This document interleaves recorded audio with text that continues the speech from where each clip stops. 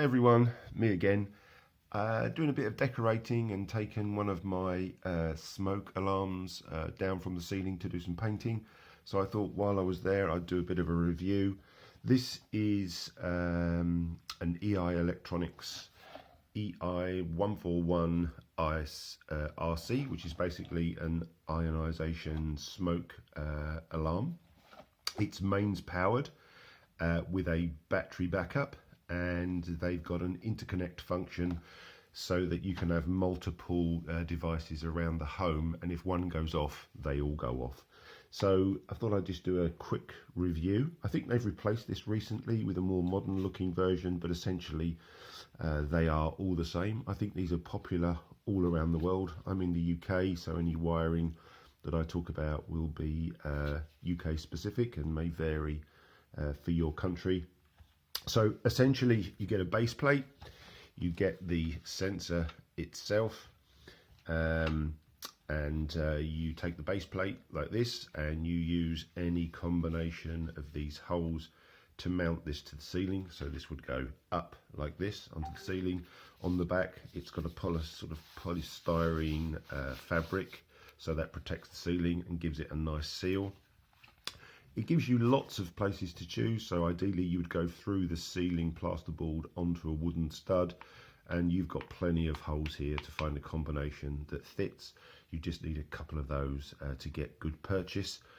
Then you've got the mains wiring terminal block here. So there's three. You've got the neutral, which is blue in the UK, then you've got the live feed, which is brown, and then you've got the AIC, which is the interconnect function is what they call it.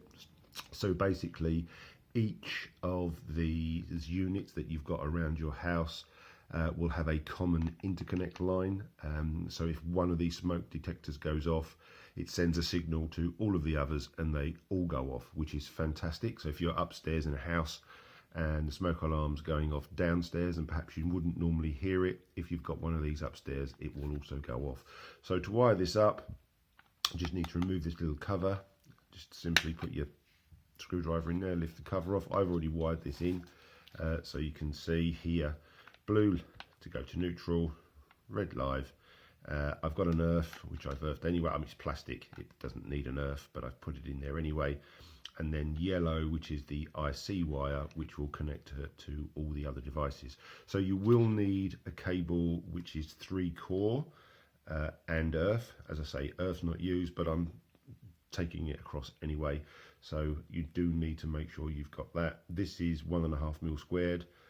So this is more than ample to carry the current that this thing will consume. So once you've done that, then just put the cover back on, and then that just clips in place. As I say, you then just bolt that to the ceiling, and then the alarm itself, you've got a battery backup compartment, so you just need a 9-volt battery which you can put in there. So if you do have a power failure, the battery will take over and you haven't lost your smoke detection capability. And then as you can see, once this is on the base plates on the ceiling, then you would just put these two together. It goes together quite simply. They slide together. You can see there's a couple of recesses here and here for these connectors here to slide and lock in place. And then you've got the electrical spade connectors here, which will connect to the mains power unit here. So all you do is just make sure you get it all lined up and then simply lock in place, and that's it.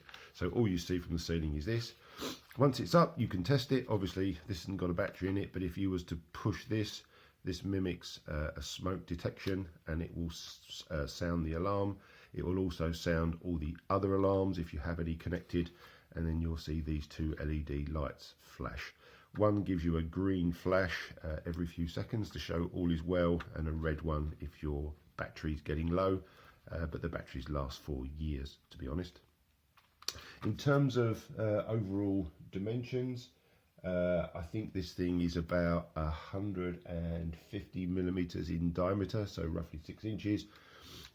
It's about 50 millimeters high, which is a couple of inches, weighs about 320 20 grams, I think, if I remember rightly, and I think they come with about a 5-year guarantee. So these things are absolutely brilliant in my opinion, especially given they are mains powered. You don't have to worry about changing batteries.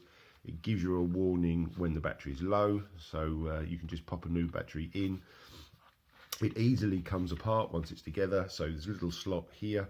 All you need to do is pop a screwdriver in so that you break the connection, and then you just push the bottom one away, and that's it, you're in. So nice and simple. So I thought I'd give this a quick review, because what I plan to do in the future is make these smart detectors. So you can buy smart home smoke detectors already, but they're normally non-compliant from a code point of view. So what I plan to do is connect a Z-Wave or a Wi-Fi switch in some way, probably through a relay to this device, so that when this does go off, I've then got a link into my smart home system, and then I can start to do other things like send email alerts. I can have lights flash on and off to warn me.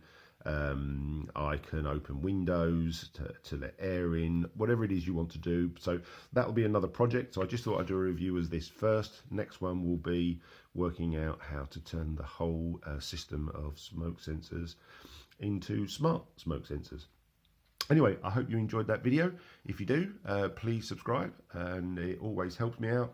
And I'll see you in the next video. Take care, everyone.